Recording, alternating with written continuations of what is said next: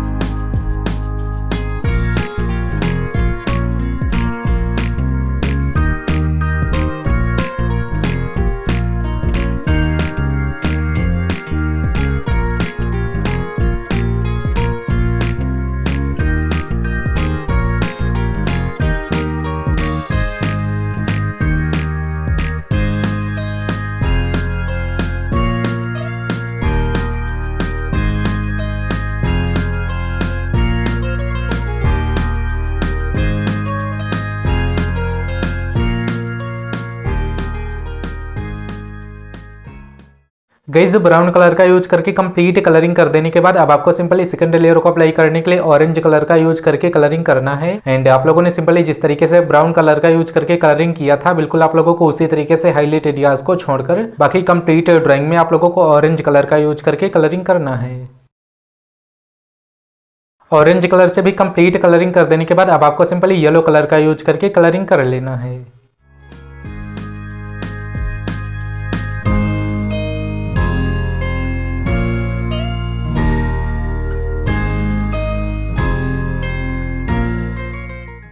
And guys, yellow colour से भी हमने कंप्लीट ड्राइंग में कलरिंग कर ली है। इसके बाद अब हमें सिंपली कंप्लीट ड्राइंग में रेड कलर का यूज करके कलरिंग कर लेना है।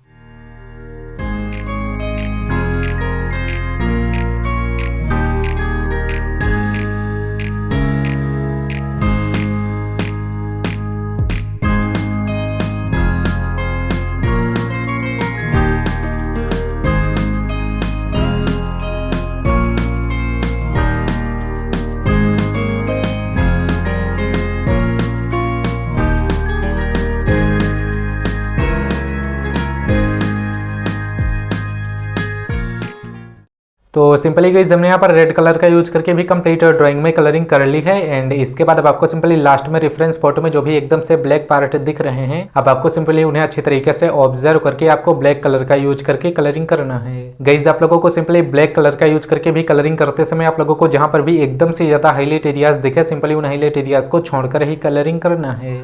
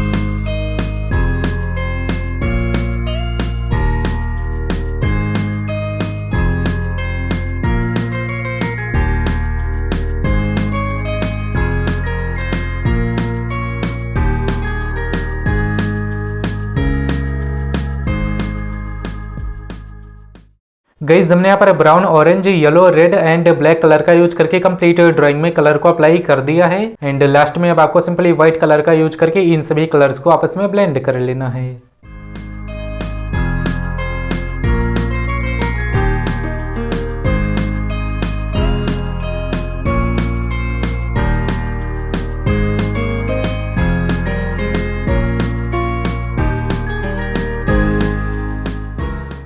गाइस व्हाइट कलर का यूज करके कंप्लीट कलरिंग कर देने के बाद अब आपको सिंपली रेफरेंस फोटो में जहां पर भी और ब्लैक एंड रेड सा इफेक्ट दिख रहा है, अब आपको सिंपली वहां पर दोबारा से ब्लैक एंड रेड कलर का यूज करके कलरिंग कर लेना है। इसके बाद गाइस रेफरेंस फोटो में जहां पर भी मुझे एकदम से ज़्यादा हाईलाइट एरियाज दिख रहे हैं, मैं सिंपली वहां पर व्हाइट जेल पेन का यूज करके हाईलाइट कर रहा हूं।